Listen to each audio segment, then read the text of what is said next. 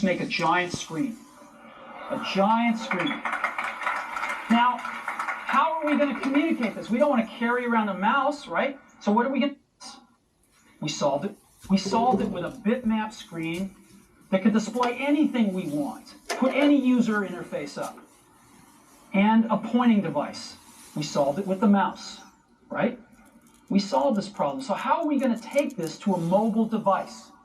Well, what we're going to do is get rid of all these buttons and just make a giant screen. A giant screen. Now, how are we going to communicate this? We don't want to carry around a mouse, right? So what are we going to do? Oh, a stylus, right? We're going to use a stylus. No. No. Who wants a stylus? You have to get them and put them away and you lose them. Yuck. Nobody wants a stylus. So let's not use a stylus. We're going to use the best pointing device in the world. We're going to use a pointing device that we're all born with. We're born with 10 of them. We're going to use our fingers. We're going to touch this with our fingers. And we have invented a new technology called multi-touch, which is phenomenal. It works like magic. You don't need a stylus. It's far more accurate than any touch display that's ever been shipped. It ignores unintended touches. It's super smart. You can do multi-finger gestures on it. And boy, have we patented it.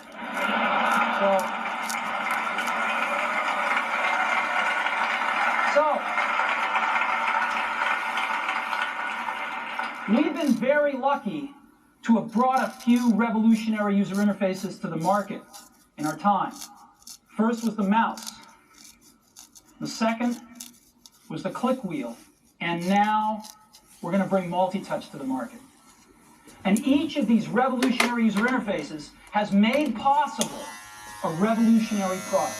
The Mac, the iPod, and now the iPhone.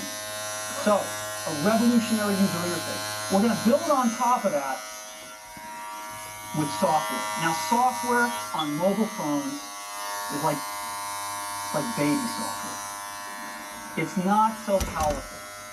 And today, we're going to show you a software breakthrough. Software that's at least 5 years ahead of what's on any other phone. Now, how do we do this? Well, we start with a strong foundation. iPhone runs OS 10.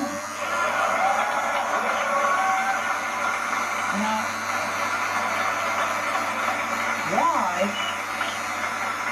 why would we want to run such a sophisticated operating system on a mobile device? Well, because it's got everything we need. It's got multitasking. It's got the best networking. It already knows how to power manage. We've been doing this on mobile computers for years. It's got awesome security and the right apps. It's got everything from Coco and the graphics, and it's got core animation built in, and it's got the audio and video that OS X is famous for. It's got all the stuff we want, and it's built right into iPhone. And that has let us create desktop-class applications and networking, right? Not the crippled stuff that you find on most phones. This is real desktop-class applications. Now, you know, one of the pioneers of our industry, Alan Kay, has had a lot of great quotes throughout the years. And I ran across one of them recently that explains how we look at this, explains why we go about doing things the way we do, because we love software. And here's the quote. People who are really serious about software should make their own hardware. You know? Alan said this 30 years ago. And this is how we feel about it. And so we're bringing breakthrough software to a mobile device for the first time. It's 5 years ahead of anything on any other phone.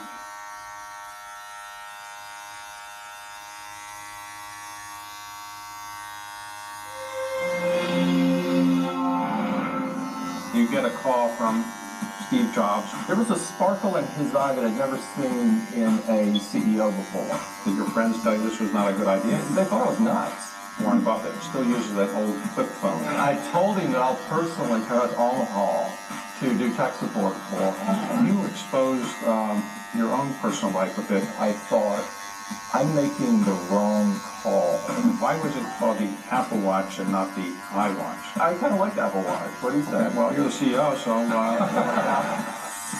Would you fix your tie, please? well, people wouldn't recognize me if my tie was fixed, but okay. Just leave it this way. All right.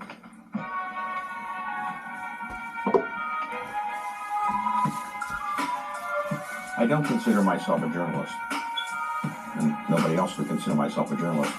I began to take on the life of being an interviewer, even though I have a day job running a private equity firm. How do you define leadership? What is it that makes somebody tick?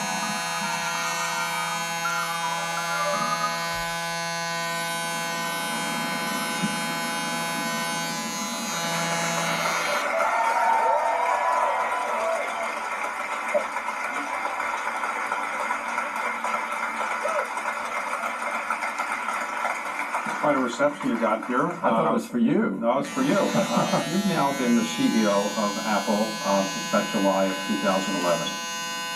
The earnings are up about 80%. So have you ever thought you can't do better than this, and maybe you should just say, well, I've done a great job, and now I'm going to do something else with my life?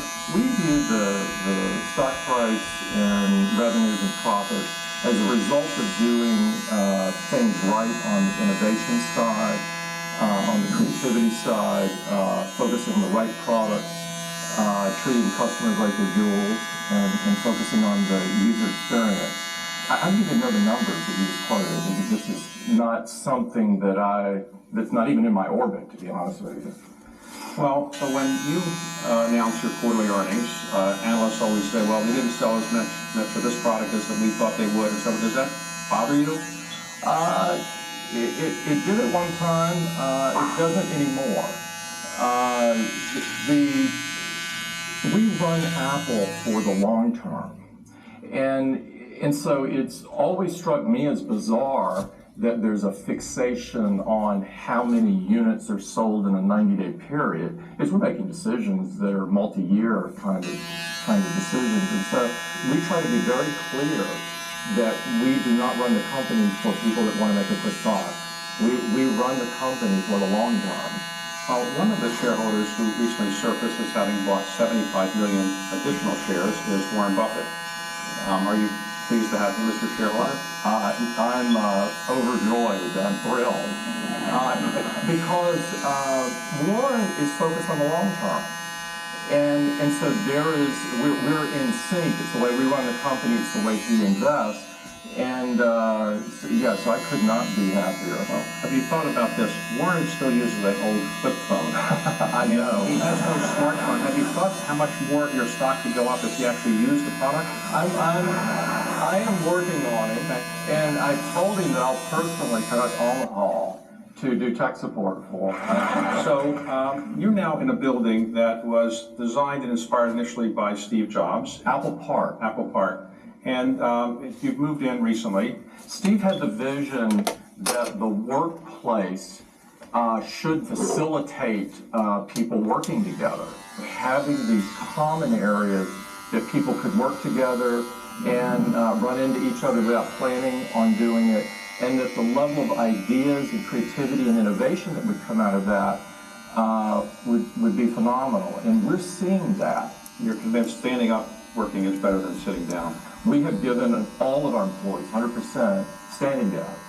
If you can stand for a while and then sit and so on and so forth, this is much better from a lifestyle.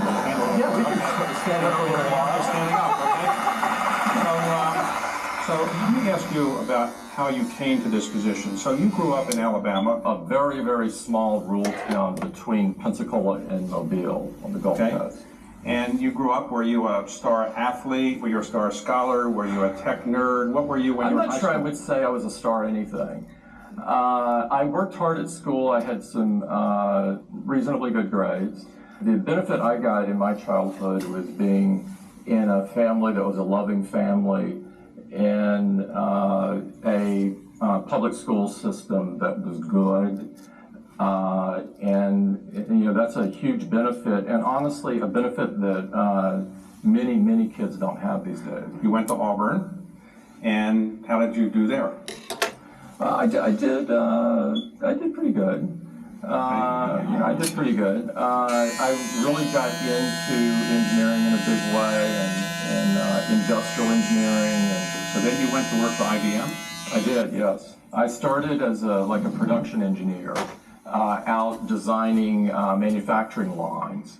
And at that time, robotics were beginning to take off, and so we were focused on automation.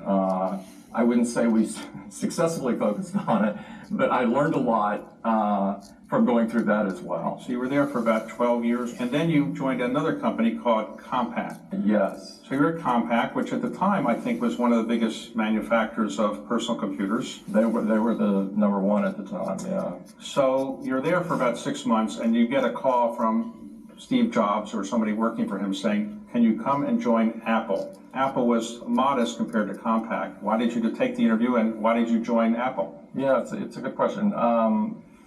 Steve had come back to the company and was essentially replacing the executive team that was there at the time. And I thought, this is an opportunity to talk to the guy that started the whole industry. And Steve met me on Saturday. And it was like just minutes into talking with him, I want to do it. Which I was shocked myself. But there was a sparkle in his eye that I'd never seen in a CEO before. And he was sort of turning left when everyone else was turning right. It was almost on everything that he talked about, he was doing something extraordinarily different than conventional wisdom. Many people were abandoning the consumer market because it was a bloodbath. Steve was doing the exact opposite. He was doubling down on the consumer at the time everybody else, the conventional wisdom, said, go put your money in storage and servers. And I thought it was brilliant. And so talking with him and the type of questions he asked were also different. I did literally before I left, I hope he offers me a job because I really want to do this. Did your friends tell you this was not a good idea? They thought I was nuts. Again, conventional wisdom was you're working for the top personal computer maker in the world. Why would you ever leave? You got a great career ahead. And it wasn't a decision that you could kind of sit down and do the